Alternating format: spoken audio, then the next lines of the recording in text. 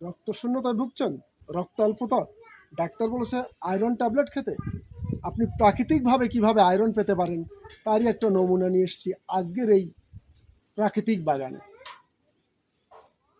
Iron tablet শরীরের উপকার করে, রক্ত বৃদ্ধি করে, আয়রনের সমস্যা দূর করে, কিন্তু যদি সেটা খাদ্যের মাধ্যমে পাওয়া যায়, আসুন আয়রনের সমস্যা মেটাতে, রক্তে হিমোগ্লোবিন বাড়াতে কচু শাকের কোনো তুলনা নেই।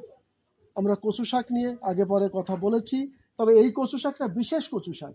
দেখেন, কালো রঙের, সাদা নয়, কালো রঙের, গ্রাম্য ভাষায় কেউ কেউ কালি কচু বলে চেনে।